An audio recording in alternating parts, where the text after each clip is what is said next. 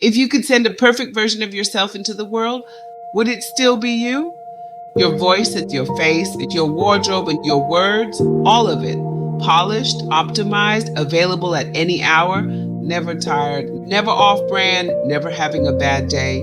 Now let me ask you something harder. If all of that can be replicated, what exactly is left that is only yours? Welcome to Human Still, a conversation about faith, culture, and what it means to be human in the age of synthetic technology. This is not a space for easy answers. It is a space for honest ones. And this conversation belongs to all of us, not just me. So before we go any further, take a moment, drop a comment, tell me where you are watching from. And tell me this, if you could clone yourself completely, voice, image, personality, would you? I genuinely want to know. Deep wisdom in a fast world. Let's hear yours.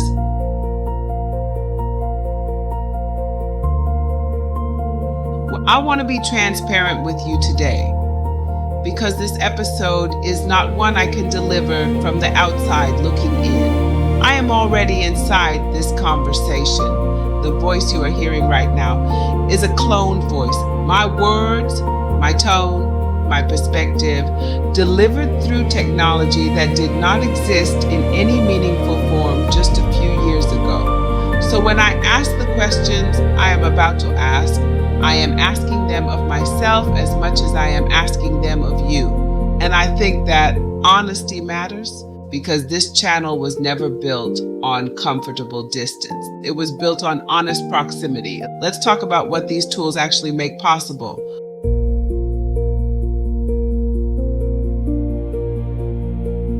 Voice cloning allows a creator, an educator, a communicator to deliver their message without the physical and vocal demands of repeated recording. Your words, your cadence, your perspective. Less strain on the human instrument, more consistency in the output. For someone building something alone, that is not a small thing. That is genuinely powerful.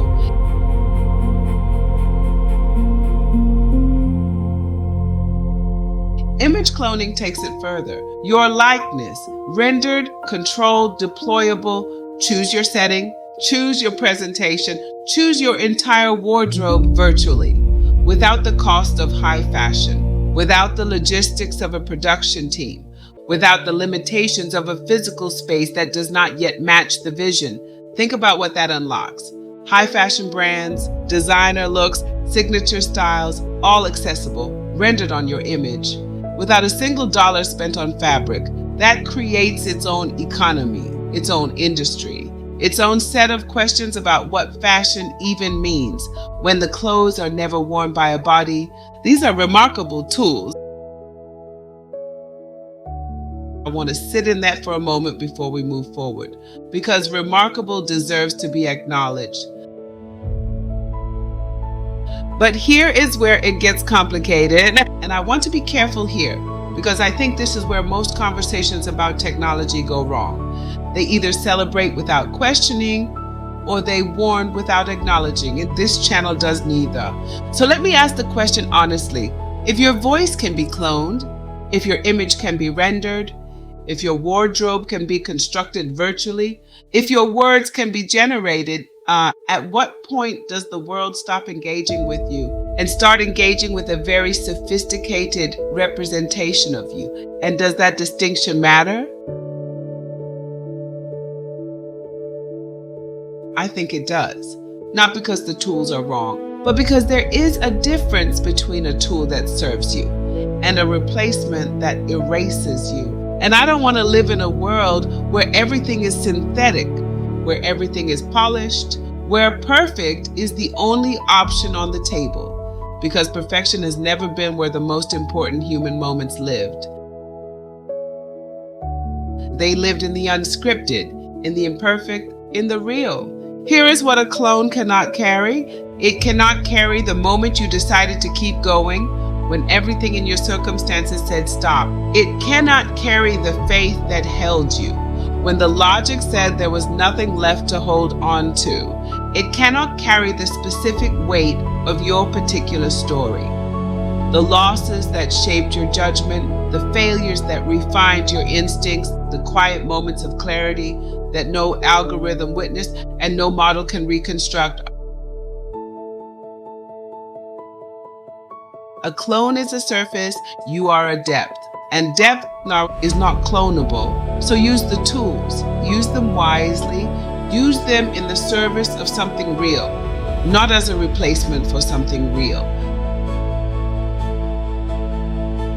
Because the most powerful thing these technologies can do is amplify an authentic human perspective.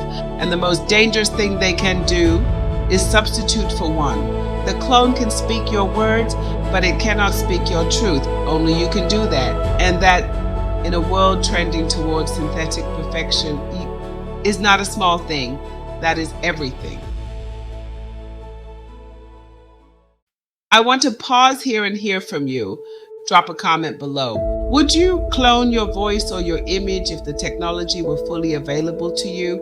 And if you would, what part of yourself do you believe could never be replicated? There is no right answer. There is only yours.